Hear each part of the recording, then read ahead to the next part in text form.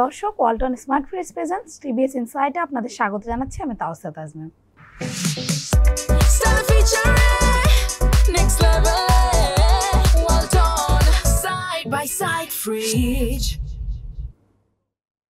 আজ আমরা কথা বলবো মেডিকেল ডিভাইস শিল্প নিয়ে। এ বিষয়ে বিজনেস স্ট্যান্ডার্ড পত্রিকায় একটি লিড রিপোর্ট প্রকাশিত হয়েছে। রিপোর্টটি করেছেন আমাদের সহকর্মী আব্বাসউদ্দিন নয়ন এবং আমি তাওসিয়া তাজমিন। এ বিষয়ে বিস্তারিত বলতে আমাদের সঙ্গে আছেন নয়ন ভাই। নয়ন ভাই, আপনাকে স্বাগতম। ধন্যবাদ ভাই। আমরা শুরুতেই জানতে চাচ্ছি যে আপনি জানেন আমাদের ওষুধ শিল্প অনেকটা এগিয়ে গেছে। আমাদের দেশের ওষুধের চাহিদা 98% স্থানীয় ওষুধ কোম্পানিগুলোই পূরণ করে। তাহলে আমরা মেডিকেল ডিভাইস শিল্পে এতটা পিছিয়ে কেন? এ বিষয়ে আপনি আমাদের একটু বলবেন। ধন্যবাদ তাওসিয়া তাজমিন। আপনি জানেন যে আসলে ওষুধ যেমন স্বাস্থ্যের জন্য একটা গুরুত্বপূর্ণ পার্ট, মেডিকেল ডিভাইসটাও একটা গুরুত্বপূর্ণ পার্ট। বিশেষ করে এটা অপারেশন থিয়েটারের সময় বেশি দরকার হয়। অপারেশনের সময় ডাক্তাররা এটা হিউজ পরিমাণ ব্যবহার করে। তো ওষুধ শিল্প বাংলাদেশে তৈরি, আপনি যেমনটা বলছিলেন যে বাংলাদেশে ওষুধ শিল্পের এখন আমরা প্রায় 98% ওষুধই আমরা নিজেদের লোকাল প্রোডাকশন থেকে ইউজ করি। আমাদের ওষুধ শিল্পের বাজার 30,000 কোটি টাকার উপরে হয়ে গেছে।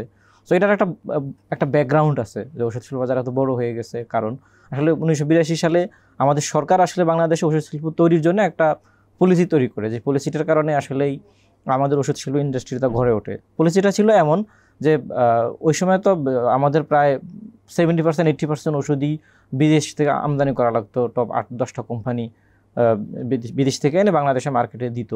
তো প্রায় 1600-1700 ওষুধ, মানে 1700 প্রকারের ওষুধ, শুধু 1700 ওষুধ না, জেনেরিক, হ্যাঁ, বাজারে যেগুলো বিদেশি ওষুধই ছিল। মাল্টিন্যাশনালদের একটা দৌড়ত্ব, হ্যাঁ, মাল্টিন্যাশনালদের দৌড়ত্ব ছিল। ওরাই আসলে ওষুধগুলো সেল করতো। সরকার 82 সালে যে আইনটা করে সেটা ছিল যে আসলে বিদেশি কোম্পানির শেয়ার হোল্ডার দেশীয় কোম্পানি কমিয়ে দেয় বিদেশিদের। এরপর ওষুধের একদম কিছু ওষুধকে সরকার জরুরি ওষুধ ঘোষণা করে এদের প্রাইস নির্ধারণ করে দেয়া, যে এই প্রাইসে দিতে হবে। যেই প্রাইসটা আসলে বিদেশি কোম্পানির পক্ষে দেয়া বেশ কঠিন ছিল, ওদের গ্লোবাল রুলস রেগুলেশনের কারণে। এরপর বিদেশ থেকে ইম্পোর্ট করে যেহেতু এখানে দেয়া লাগতো, আর একইভাবে লোকাল কোম্পানিকে ওষুধ উৎপাদনের জন্য তাদের যে র মেটেরিয়াল ইম্পোর্ট করবে সেটার উপর সরকার ট্যাক্স কমিয়ে দেয়। বিদেশি কোম্পানির ওষুধ ইম্পোর্টের উপর ট্যাক্স আরোপ করে, অন্যদিকে লোকাল কোম্পানির ওষুধ উৎপাদনের উপর ট্যাক্স কমিয়ে দেয়। সো ট্যাক্স কমিয়ে দেওয়ার কারণে তারা নর্মালি কম ট্যাক্সে র মেটেরিয়াল নিয়ে এসে, আবার আমরা এলডিসি ভুক্ত কান্ট্রি, আপনি জানেন, এ কারণে আমরা ওষুধের প্যাটেন্ট সুবিধা পাচ্ছিলাম। এই সুবিধা তারা স্বল্প মূল্যে ওষুধের র মেটেরিয়াল নিয়ে এসে আমাদের এখানে বাজারে সারা শুরু করে, এবং নতুন নতুন কোম্পানি এখানে বড় বড় আমাদের শিল্প গ্রুপগুলো এখানে ইনভেস্ট করে, এবং একটা বিরাট একটা ইন্ডাস্ট্রি তৈরি হয়।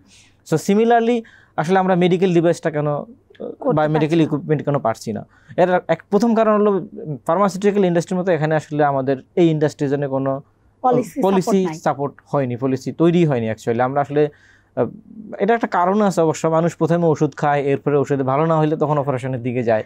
হ্যাঁ, ডিভাইসটা আসলে সেকেন্ডারি ছিল মেডিকেল ডিভাইসটা অ্যাকচুয়ালি। কিন্তু সাম্প্রতিক সময়ে আমাদের যেহেতু চিকিৎসা মানে রোগ বালাই অনেক বেড়েছে, আমাদের গ্রাম থেকে শহর পর্যন্ত প্রচুর হসপিটাল ক্লিনিক তৈরি হয়ে যাচ্ছে, এই জন্য আমাদের মেডিকেল ডিভাইসটা তৈরি হচ্ছে। বিশেষ করে করোনার সময় থেকে বেশি আসলে মেডিকেল ডিভাইস আমাদের তৈরি হচ্ছিল, চাহিদাটা বেড়েছিল। সো আমাদের কিছু কোম্পানি, আপনি জানেন যে 1995 সালে আমাদের অপসনিন প্রথম স্যালাইন উৎপাদন শুরু করে, যেটা আসলে মেডিকেল ডিভাইস হিসাবে আমরা গণ্য করি, শরীরে যে স্যালাইন দেয় সেটা শুরু করে। কিন্তু ওই যে কোনো পলিসি ছিল না, বিদেশ থেকে ইম্পোর্ট করা যেত সহজে, চোরাচালানের মাধ্যমে আসতো, এই জন্যই আসলে ইন্ডাস্ট্রি তৈরি হয়নি, বিদেশি কোম্পানির উপরে নির্ভরশীল ছিল। আমাদের যেহেতু অন্য ইন্ডাস্ট্রিতে কোম্পানি ইনভেস্ট করছে রিলেটিভলি, যেমন অপশনিন যখন ফার্মাসিউটিক্যাল ইন্ডাস্ট্রিতে ইনভেস্টমেন্ট করেছে, তারা তার অপশনাল পার্ট হিসাবে মেডিকেল ডিভাইস উৎপাদনের জন্য কিছু ইনভেস্টমেন্ট করেছে। কিন্তু ওই যে এটার বিরাট বাজার এবং এই বাজারে তাদের একক সুবিধা সেটা পাচ্ছিল না বলে আমাদের দেশীয় কোম্পানিগুলো গ্রো করছে না। অনেকগুলো কোম্পানি তৈরি হয়েছে কিন্তু আসলে এই গ্রোটা হয়নি, শিল্প হিসেবে এখনো গড়ে ওঠেনি। এক্স্যাক্টলি। তো তাহলে আসলে নিউজটাতে আপনিও অনেক বড় ভূমিকা রেখেছেন। আপনি একটু দর্শকদের বলবেন আসলে এখন কি ধরনের মেডিকেল ডিভাইস আমাদের কোম্পানিগুলো উৎপাদন করে, এবং হসপিটালে কি ধরনের মেডিকেল ডিভাইস দরকার হয় অ্যাকচুয়ালি। আপনি জানেন যে আপনি যেটা শুরুতেই বললেন যে স্যালাইন সেট, সিরিঞ্জ, তারপর হলো গ্লুকোমিটার, হসপিটালের বেড, আইসিইউ বেড, এবং আমি অনেকের সঙ্গে কথা বলছি যে ডায়ালাইসিস যে মেশিন, হোমোডায়ালিসিস মেশিন কিন্তু আমরা রপ্তানিও করি, এরকম ডায়ালাইসিস মেশিন, সব ধরনের অনেকাংশে প্রয়োজনীয় যে ডিভাইসগুলো দরকার এখন মানুষের, সব মোটামুটি আমাদের কোম্পানিগুলো উৎপাদন করছে। কিন্তু আপনি যেটা বললেন যে পলিসি সাপোর্ট নাই বলে আমদানি করতে হয়, মানে উৎপাদন করলেও সেটা প্রয়োজনের তুলনায় অনেক কম। আপনি যেটা জানেন যে আমরা অনেকটা আমদানি নির্ভর। তো আপনি আমাদের একটু বলবেন, আপনি যেহেতু এনবিআর সম্পর্কেও ভালো জানেন, আপনি আমাদের একটু বলবেন যে আমাদের এই বাজারটা কত এবং বাজারের কতখানি পূরণ করছে স্থানীয় কোম্পানিগুলো? ঠিক বলেছেন, আসলে আমাদের বাজার এই মুহূর্তে যারা মেডিকেল ডিভাইস বাংলাদেশে ম্যানুফ্যাকচার করে তাদের দাবি হলো আমাদের এই বাজারটা 15,000 কোটি টাকা। আমরা ন্যাশনাল বোর্ড অফ রেভিনিউ থেকে সর্বশেষ ডাটা নিতে চেষ্টা করেছিলাম, কিন্তু সর্বশেষ ডাটা আমরা নিতে পারিনি। হয়তো বেশ কয়েকদিন সময় দেওয়া লাগতো এনবিআর কাছে 2021 সালের সর্বশেষ ডাটা আছে। 21 সালের ডাটা অনুযায়ী বাংলাদেশে মেডিকেল ডিভাইসের বাজার 7,000 কোটি টাকা সামথিং। এর আগে 2016 সালে যেটা ছিল 4,000 কোটি টাকা। তো ইন্ডাস্ট্রির যারা এই ইন্ডাস্ট্রিতে ম্যানুফ্যাকচারার আছে, এখন উৎপাদন করে বাংলাদেশে, তারা বলছে গত অ্যাকচুয়ালি 5-7 বছর ধরে মেডিকেল ইন্ডাস্ট্রির বাজারটা খুব দ্রুত বড় হয়েছে। এর আগে 4 বছরে যদি সেটা 3,000-4,000 কোটি টাকা বেড়ে থাকে, গত 5 বছরে সেটা দ্বিগুণ হয়েছে। আগামী 5 বছরে এটা আরও দ্বিগুণ 3 গুণ হয়ে যেতে পারে। এখন তাদের ধারণা যে 15,000 থেকে 16,000 কোটি টাকা মেডিকেল ডিভাইসের বাজার বাংলাদেশে। এটা হয়তো 2041 সাল নাগাদ 2030 সাল নাগাদ 40,000 বা 41,000 কোটি টাকা ছাড়িয়ে যাবে এই বাজারটা। যেহেতু আমাদের আসলে ওই যে চিকিৎসা অনেক বড় হচ্ছে, অনেক বিস্তৃত হচ্ছে, এই জন্য এটা বাজারটা বড় হওয়ার পসিবিলিটি আছে এবং দ্রুত বড় হচ্ছেও। আর আপনি যদি জানতে চান যে আসলে কী ধরনের পলিসি সাপোর্ট দরকার হবে আমাদের এই ইন্ডাস্ট্রির জন্য, অ্যাকচুয়ালি আমি যেটা আগে উল্লেখ করেছিলাম যে আমাদের আসলে ওষুধ শিল্পের জন্য যে পলিসি হয়েছিল, সেখানে তাদের একটা বড় সাপোর্ট ছিল যে র মেটেরিয়াল ইম্পোর্টের ক্ষেত্রে তাদেরকে স্পেশাল সুবিধা দেয়া, কোম্পানিগুলোকে স্বল্প সুদে ঋণ দেয়া এবং ট্যাক্সের ক্ষেত্রে ছাড় দেয়া।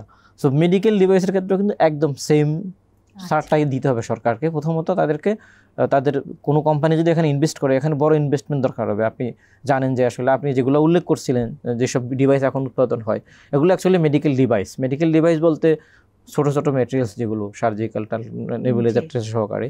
আর আপনি যদি এক্সরে মেশিনের কথা বলেন, আপনি যদি এমআরআই মেশিনের কথা বলেন, হ্যাঁ, এগুলোর জন্য এগুলো এক একটা মেশিনের দামই কোটি টাকা। সো কোটি টাকার একটা মেশিন বানাতে গেলে আপনাকে ইনভেস্ট করতে হবে 1,000 কোটি টাকা বা তার চেয়ে বেশি। সো এত বড় টাকা ইনভেস্ট করতে গেলে কোম্পানিগুলোকে স্বল্প সুদে ঋণ দিতে হবে ব্যাংক থেকে, আবার এই ইনভেস্টমেন্টের এগেইনস্টে তাকে ট্যাক্স সুবিধা দিতে হবে। এরপরে আবার তার এই ইনভেস্টমেন্ট সিকিউর করার মতো এনভায়রনমেন্ট সরকার তাকে দিতে হবে।